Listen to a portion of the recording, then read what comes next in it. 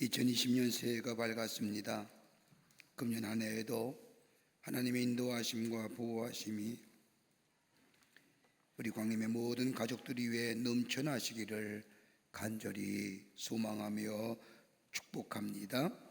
새해를 시작하면서 들려오는 많은 이야기들 가운데 우리의 마음을 불안하게 하고 염려하는 부정적인 이야기들이 참 많이 들려오지만 이럴 때일수록 하나님을 믿는 신앙인들은 오히려 새롭게 하시는 하나님의 은혜와 축복을 또 풍요로움을 경험하는 복된 한 해가 될 것을 믿고 하나님 앞에 감사함으로 시작하게 됩니다.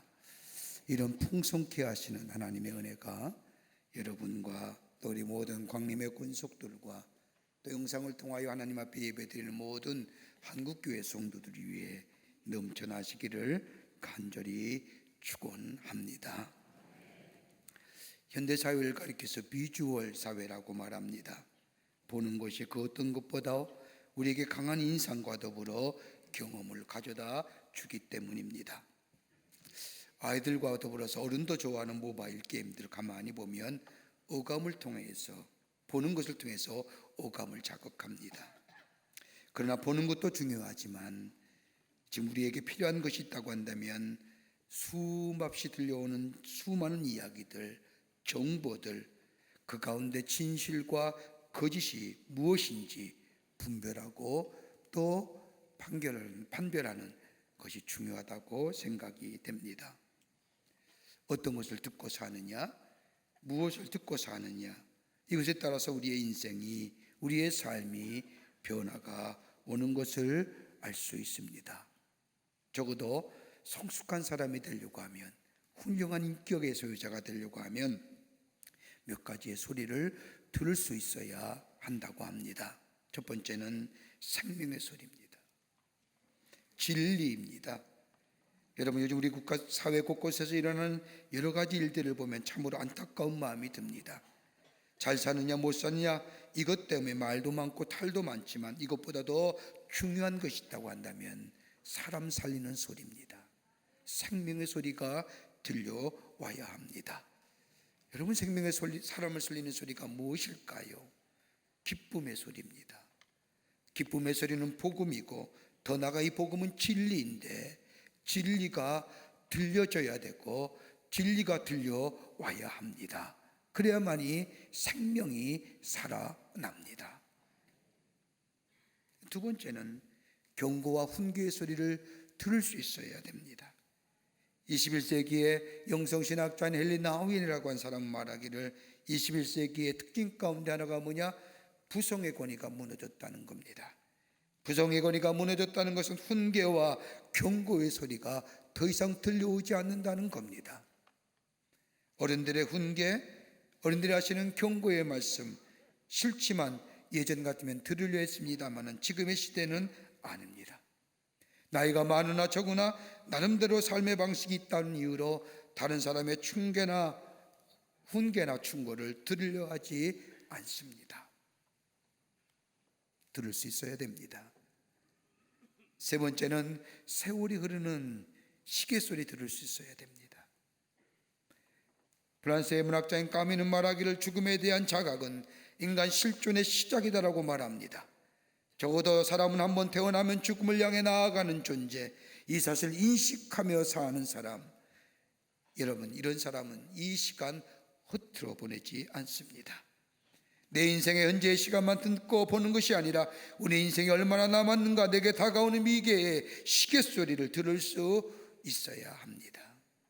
내일 죽는 사람이라면 오늘 어떻게 살겠습니까? 오늘 최선으로 살 겁니다. 네 번째는 무지와 교만과 편견에 깨우치는 소리를 들을 수 있어야 됩니다. 무지하고 편견의 사람은 치우치기가 쉽습니다. 그럴 때마다 우리에게 들려오는 이 무지와 편견, 그리고 우리의 영혼을 깨우치는 소리를 들어야만이 진정한 인간다운 인간의 삶을 살아갈 수 있습니다. 또 하나 있다고 한다면 영혼을 새롭게 하는, 풍요롭게 하는 사랑의 고백을 들을 수 있어야 됩니다. 아무리 완악하고 교만하더라도 사랑의 고백만큼 귀한 것 없습니다. 이 귀한 사랑의 고백을 들을 수 있는 자야 비로소 인간이 인간다운 삶을 살아갈 수 있는 요소가 됩니다. 하나님의 사랑 들을 수 있어야 됩니다. 저 이웃과 형제의 진정한 사랑 받아들일 수 있어야 됩니다. 사랑의 고백을 거짓으로 치부해서는 아니 되고 장난으로 들어서는 아니 됩니다. 진정한 들려오는 사랑의 고백을 들을 수 있을 때에 그 영혼의 참된 기쁨과 자유와 더불어 풍성한 영혼의 풍성함을 누릴 수 있습니다. 여기에 관계성이 변화되고 성숙한 인격의 새로운 변화가 일어납니다. 그러나 성경 우리에게 변화를 말할 때 좀 더 인격적인 변화보다 더 본질적인 변화를 얘기합니다. 성숙에서의 변화가 아니라 본질적인 변화를 얘기합니다.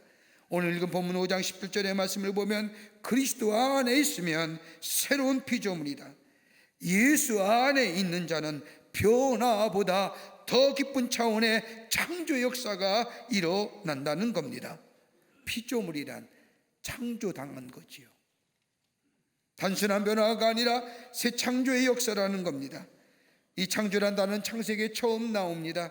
창세기 1장 1절의 말씀을 보면 태초에 하나님이 세상을 창조하시니라고 시작이 됩니다. 창세기 1장의 말씀을 보면 이 창조란 단어가 4번 나오는데 엄밀하게 말하면 3가지 의미가 그 속에 담겨져 있다 할 것입니다. 그 하나가 뭐냐? 무에서 유를 만든 것, 이게 크리에이션, 창조라는 겁니다. 전혀 없었던 상태에서 있게 하신 역사입니다. 여러분, 사람들이 무엇을 만들어 놓고 창조했다고 말하지만은 엄밀하게 말하면 그건 창조가 아닙니다. 변형과 변화일 것입니다. 그러나 하나님께서는 창조란 단어에서는 무에서 유로 있게 하신 겁니다. 두 번째는 무기체로서에서 유기체로서의 변화가 창조입니다. 여러분, 무기체와 유기체의 존재의 양식은 다릅니다. 무기체에는 시간이 아무리 흘러도 변화가 없습니다만은 여러분, 돌 보십시오. 돌은 무기체입니다. 시간이 지나면 변형은 될지 모르지만은 그 무기체의 본질에는 변함이 없습니다. 그러나 유기체는 자율적이고 성장하며 번창해 나가는 겁니다. 생명에로의 변화가 창조입니다. 세 번째는요, 창조란 또 하나의 의미는 인격적인 변화입니다. 창세기 말씀을 보면 하나님이 인간을 창조하실 때에 하나님의 형상대로 흙으로 진흙을 가지고 형상대로 만드신 후에 그 안에 르하우 하나님의 거룩한 영을 넣었을 때에 비로소 하나님의 형상대로 지음받은 인간이 만들어집니다. 여러분, 몸과 육체만 있다고 해서 그것이 인간이 아니라 그 안에 하나님의 거룩한 영이 숨쉬고 꿈틀거려야만이 그 사람이 하나님의 사람이고 인간이 인간다운 모습입니다. 그런데 몸은 세월이 지나고 시간의 흐름을 인하여 썩어져 가지만은 우리의 영은 날로 새로워져 가는 것, 이것이 인격적인 변화입니다.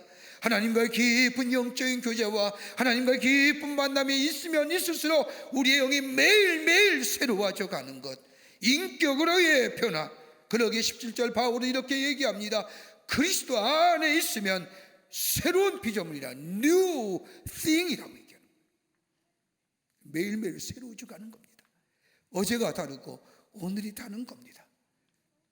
매일매일 새로워져 가는 것, 누구 안에서? 그리스도 예수 안에 있으면 되는 겁니다.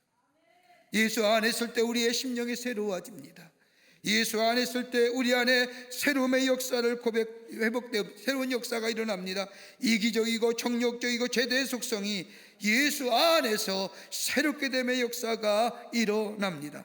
그러기에 갈라디아서 2장 20절에 바울이 고백한 것처럼 내가 그리스도 예수와 함께 십자가에 못 박혔나니 그런즉 이제는 내가 산 것이 아니요 오직 내 안에 그리스도께서 사신 것이라. 이제 내가 육체 가운데 사는 것은 나를 사랑하사 나를 위하여 자기 몸을 버리신 하나님의 아들을 믿는 믿음 안에서 사는 것이니라.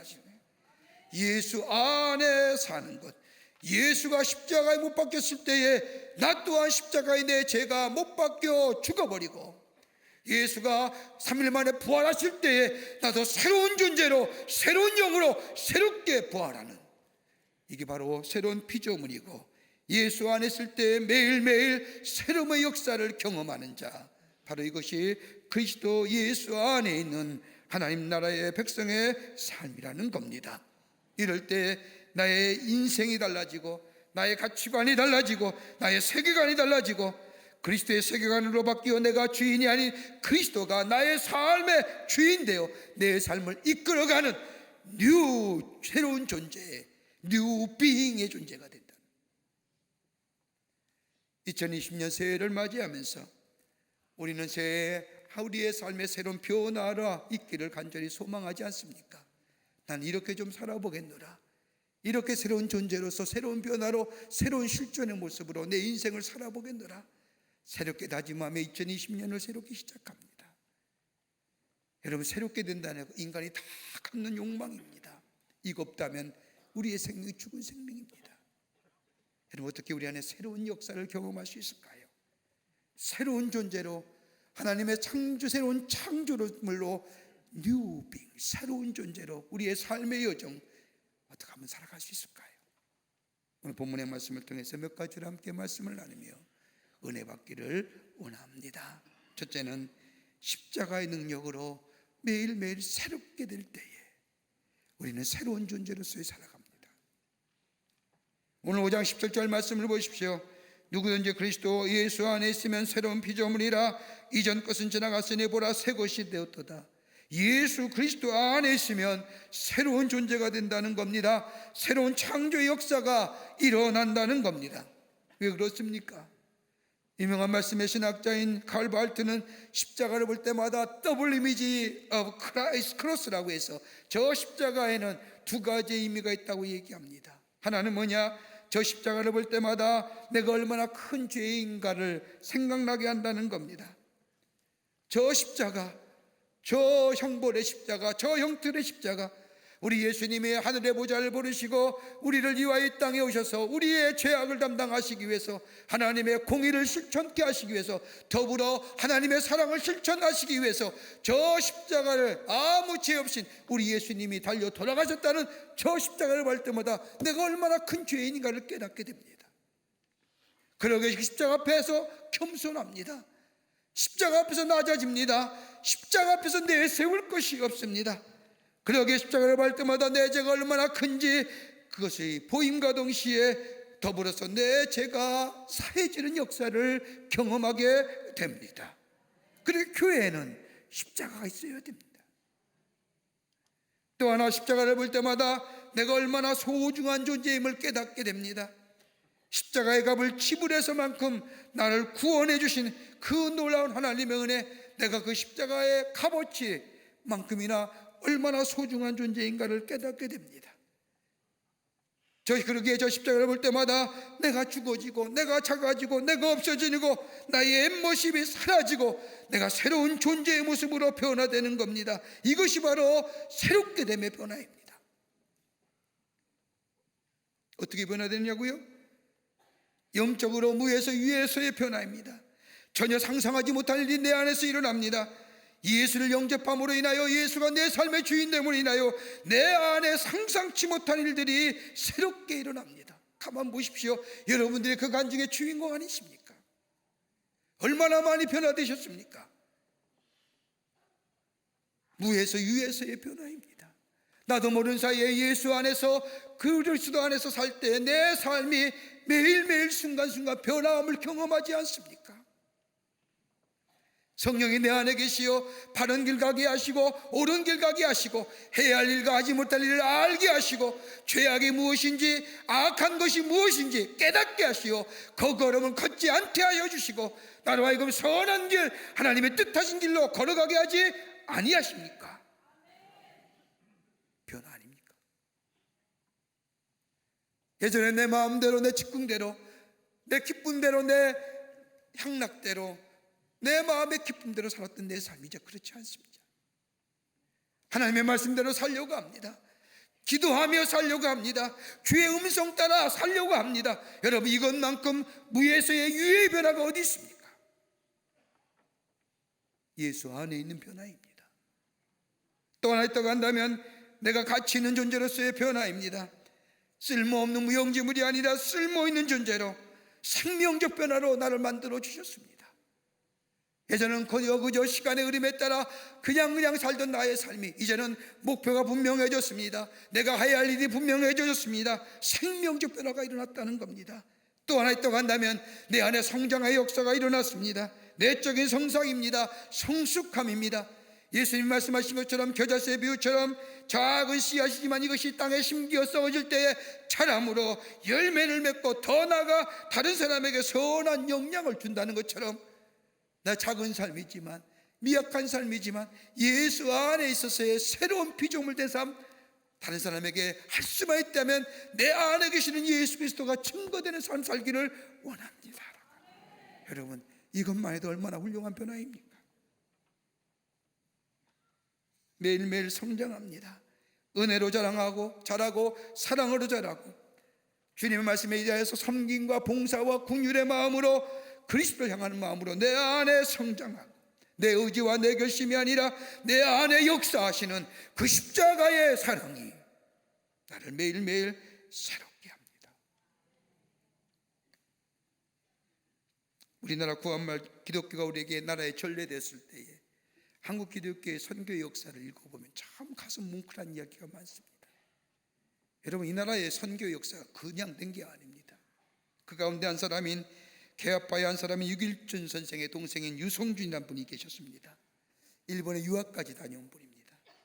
갑심정리면이 실패하고 개아파가 숙청당하자 정부에서 나오는 장학금이 끊기자 일본에서 공부했던 유성준이라는 분이 귀국하여 저 감리교 신자인 안천영 선생의 주선으로 미국의 북감리교회가 운영하는 청산학교에 다니게 됩니다.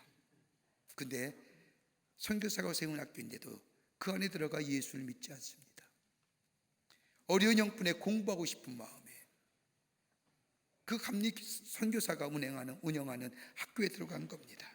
아버지 주변의 사람들이 예수를 믿으라고 권유해도 그의 마음엔 변함이 없습니다. 얼마나 완고한 줄 아십니까? 에펜젤러 선교사가 복음을 전하여도 공자와 맹자의 토를 유일한 진리로 생각했던 유성준이기에 예수를 받아들이지 않습니다. 어떤 사람이 저 중국에 다녀오면서 상해에서 발행한 한문 성경을 선물로 주었으나 이 유성준은 그 성경을 낙서용으로, 뒤에 백지기 때문에 낙서용으로 사용할 것, 성경을 읽지 않습니다. 그런 가운데 유성준이 일본에 있는 형인 유길준이와 내통하여 정부 전복을 꾸몄다는 혐의로 감옥에 갇히게 됩니다.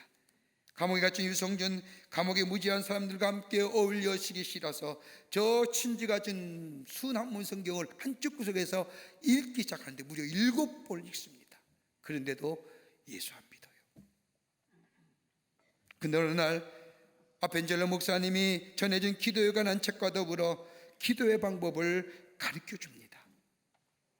그러던 12월 추운 겨울 어느 날 감옥에서 아펜젤러 목사님이 가르쳐준 기도의 방법과 책을 읽는 순간에 들여는 가슴이 터지는 같은 눈물이 비오듯 하며 40평생을 살면서 자신의 살아온 삶의 길이 자신의 영예와 이익을 위한 것임을 깨닫고 철저하게 회개하고 예수를 영접합니다.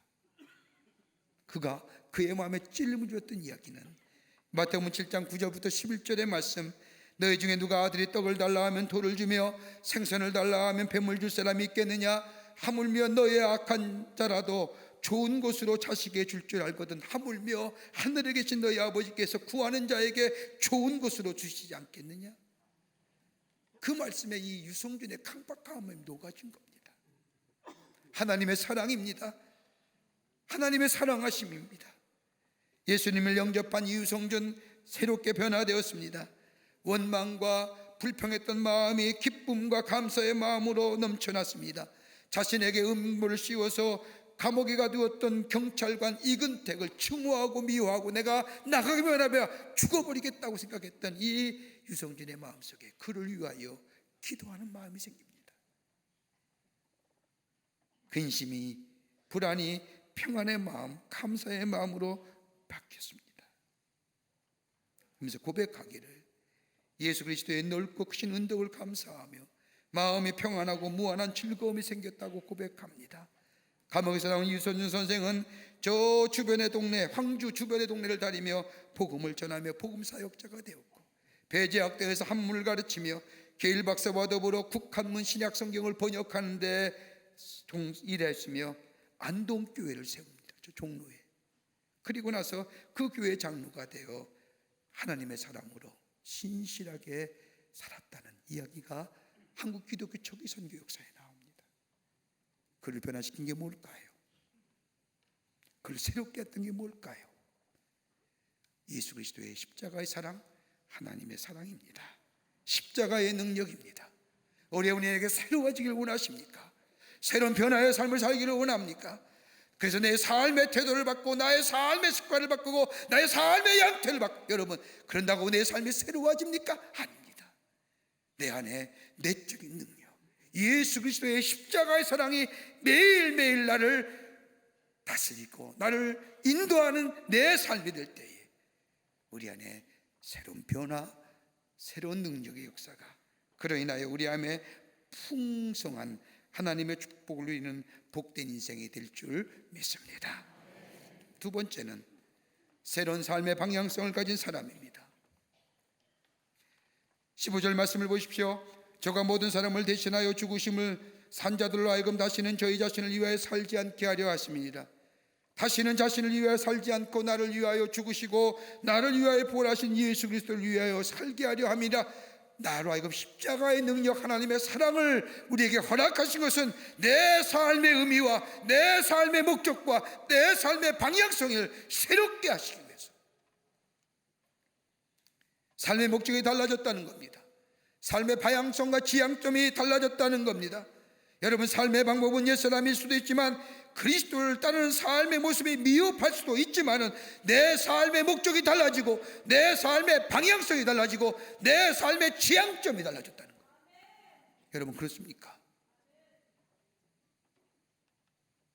옛날에는 예수 믿는 것이 나 자신의 안일과 잘됨을 위하여 살았던 삶의 목적이, 내 자식과 내 자녀들의 잘됨을 위하여 살았던 삶의 목적이, 이제는 예수가 나를 위하여 돌아가시고 십자가의 놀라운 사랑으로 받은 나의 삶, 내 삶의 존재의 방식과 목적이 달라지니 내 삶의 목적과 방향성과 취향점이 달라졌다는 겁니다.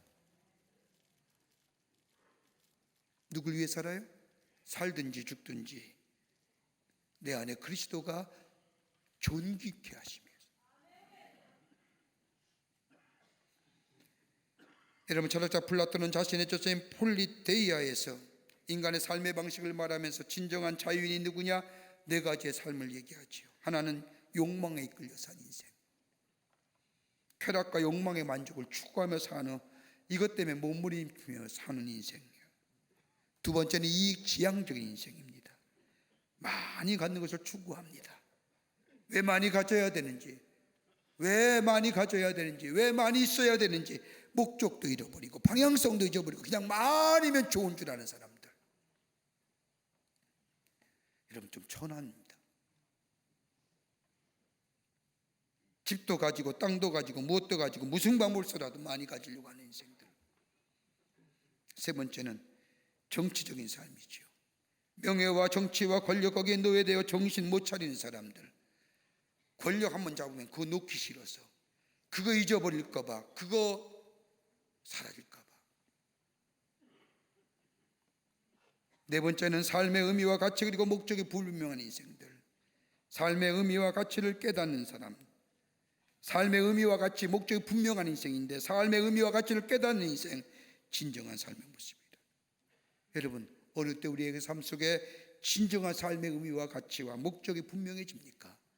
예수가 내 안에 계실 때에 우리의 삶의 목적이 분명해지고, 그 목적이 분명할 때 열정이 생기고 에너지가 우리 가운데 있어지게 됩니다.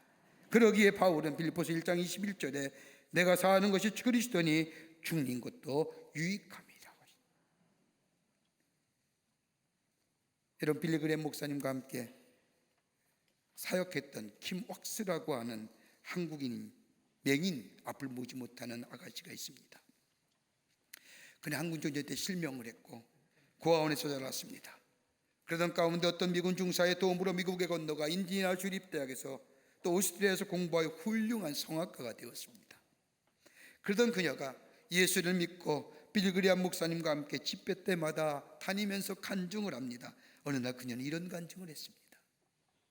사람들이 앞을 보지 못하는 나를 인도할 때 저 100m에 저 200m에 무엇이 있다고 얘기하지 않습니다. 앞을 보지 못한 나를 인도할 때 손을 잡고 앞에 물이 있으니 건너뛰라고, 층계가 있으니 발을 올려놓으라고 말합니다. 나를 인도하시는 하나님이 그러하십니다. 하나님이 나의 삶을 통하여 하시고자 일들, 하나님이 이루시기 올 때 하나님 내 손을 잡고 저 멀리 100m나 1000m 앞에 있는 일들을 얘기하는 것이 아니라, 야, 앞에 물이 있다, 건너뛰어야 되느니라, 앞에 층계가 있느니라, 올라서야 하느니라. 그렇게 주님 손 붙잡고 주의 인도함 받는 삶 될 때에 우리 마음속에 있는 소원이, 우리 마음속에 있는 간절한 바람이 이루어질 뿐만 아니라 나를 통하여 하나님이 내 속을 통하여 일하실 일들이 이루어집니다. 이것이 바로 주의 사명을 이루어 나가는, 주의 주시는 하나님의 놀라운 은혜를 입는 일이요, 주께서 행하신 일들을 이루어 나가는 삶의 방향성과 목적성을 이루어 나가는 복된 인생이 됩니다라고 얘기합니다. 우리 지금 절대로 저 1000m 앞에 뭐 있느냐 얘기하고 열심히 뛰어가라 하지 않습니다. 얘야, 저 1000m 앞에 뭐가 있니, 네가 열심히 뛰어가기만 하면 되는 거야, 이런 얘기 하지 않습니다. 야, 앞에 물이 있으니 건너뛰어라, 층계가 있으니 올라서야 되느니라. 주님 손분이 붙잡고 우리의 걸음을 인도해주고 그 귀에 귀 기울일 때에 하나님은 우리를 통하여 하시고는 일들이 이루어질 뿐만 아니라 우리 안에 그로 인하여 풍성한 열매, 소원의 항구로 인도받는 역사가 있게 될 줄 믿습니다. 끝으로 새로운 사명을 부여받은 사람입니다. 새로운 사명이에요. 18절 말씀을 보십시오. 오늘 본문의 말씀을 보면 모든 것이 하나님께로 났나니 저가 그리스도로 말미암아 우리를 자기와 화목케 하시고 또 우리에게 화목케 하는 직책을 주셨으니, 예수 그리스도의 십자가의 능력 앞에 사는 사람은 죄로 말미암아 단절된 하나님의 관계가 화목되었다는 겁니다. 예수 그리스도의 십자가의 은혜로 단절됐던 하나님과 관계가 화목되었습니다.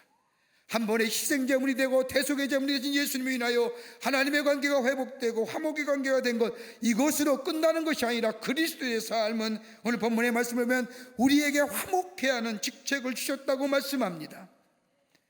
화목케 하라고 하셨으니 다른 사람과 화목케 하는 것이 아니라 우리 안에 하나님의 거룩한 영이 내 안에 계시어 그 하나님의 영이 나와 함께 하실 때 다른 사람과 화목케 하는 이 화목의 직책을 감당할 수 있다는 겁니다. 그러기에 바울은 로마서 8장 16절 말씀에 성령이 친히 우리 영으로 더불어 우리가 하나님의 자녀인 것을 증거하시나니, 여러분, 우리가 하나님의 자녀인 것을 뭘 알 수 있습니까? 하나님과의 화목된 관계죠. 하나님과의 하나된 관계 있지 않습니까? 내 안에 하나님의 거룩한 영이 있으면 하나님과 나와의 관계가 평화와 화목의 관계를 증거해 주신다는 겁니다. 이 증거가 어떻게 납니까? 다른 사람과 나와의 화목의 관계를 만들어내는 겁니다. 내가 하는 것이 아니라 내 안에 있는 하나님의 거룩한 영이 나를 통하여 화목케 하는 역사를 이루어가 내가 하나님의 자녀, 하나님의 백성임을 드러내 보여 주신다는 겁니다. 예수 오래 믿으면요, 화목해야 되는데 불안한 사람들이 있습니다. 가족과 불안하고 친구와 불안하고, 아니죠. 그러니까 전도가 안 되는 거예요. 조금 내가 손해보더라도 하나님이 우리를 위하여 하나님의 아들 예수님을 보내주셔서 희생하셨잖아요. 내 안에 하나님의 백성임을 내가 안에 믿고 하나님의 거룩한 영이 내 안에 계심을 증거하기 위해서 내가 좀 나타내 보려고 하면, 화목케 하는 사람으로 세우려고 좀 희생하고 나누어 주고 내가 좀 손해보고 섬기고 나누고 뭐 이래야 되는 거 아니에요? 이게 없으면 하나님의 영이 안 계신 거죠.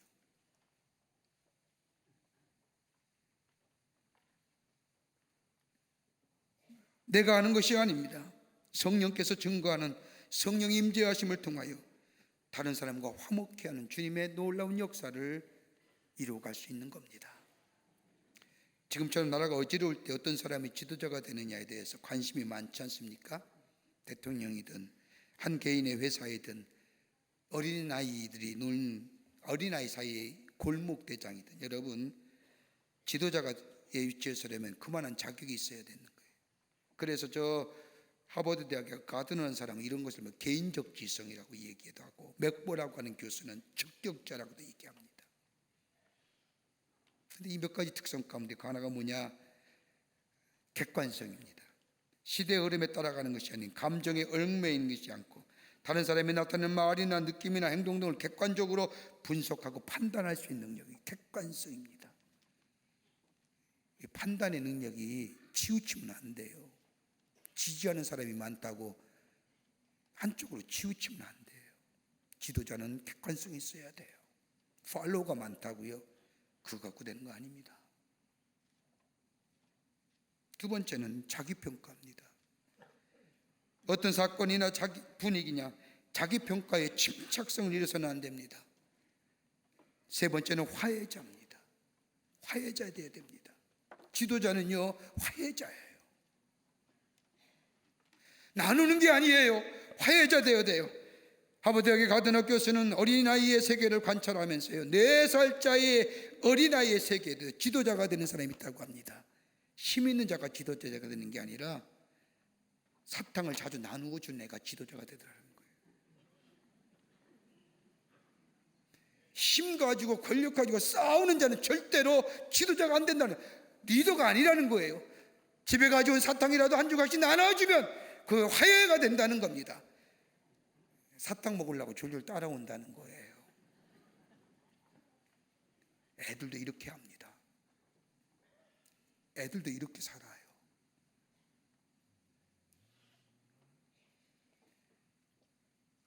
그러기 오늘 18절 말씀에 바울이 우리에게 얘기합니다. 저가 그리스도로 말미암아 우리를 자기와 화목케 하시고 또 우리에게 화목케 하는 직책을 주셨으니, 여러분, 예수 안에 있는 자는 내가 있는 곳에 뭐가요? 화해가 되는 거예요. 화목케 되는 역사예요. 하나님의 놀라운 십자가의 능력으로, 그 하나님의 사랑으로 우리에게 귀한 사명, 예수님이 우리에게 가르쳐준 기도처럼 하나님의 뜻이 이 땅에 이루어지고 하나님의 나라가 이 땅에 선포되어지고 주의 이름이 거룩히 여김을 받는 역사, 뭐예요? 피스믹, 화목케 하는. 오늘 우리 교회 표가 복음을 전하며 세상에 평화를 선포하는 교회입니다. 복음 안에 진리가 있고요, 진리가 우리에게 자유케 하고요, 그 자유는 우리를 평화를 가져다 줍니다. 예수 그리스도의 십자가의 능력으로, 그 십자가의 능력 안에서 나의 삶이 달라지고 나의 삶의 목표가 지형성이 달라지고, 그뿐 아니라 우리에게 화목케 하는 직책을 주셔서 이 책임성, 이 사명, 내 안에 거룩한 영을 함께 더불어 예수 안에 사는 삶 되어 이 땅에 평화를 심고 평화를 나누어 주며 평화를 증거하는, 그래서 하나님 주시는 풍요로움의 축복을 우리한테 누리며 사는, 그리고 증거하는 여러분과 저와 되시기를 주의 이름으로 축원합니다. 하나님 감사합니다. 저희들 사랑하시고 하나님의 자녀 삼으심에 감사합니다. 우리에게 평화의 직책을 주셨는데 십자가의 능력으로 하나님의 사랑을 깨닫고 또 우리의 삶의 방향과 목적과 지향점이 달라지고, 그리고 주께 주시는 놀라운 은혜 안에서 하나님의 거룩한 영에 인도함받아 하나님과 나와 화목해 된 것처럼 다른 사람과 화목하여 이 땅에 평화의 도구로 쓰임받는 복된 심령들, 그래서 우리에게 풍요로움과 풍성함의 축복을 누릴 수 있는 하나님 나라의 백성의 삶 되게 하여 주시옵소서. 성령이 도우실 줄 믿으며 예수님의 이름으로 기도하옵나이다. 아멘.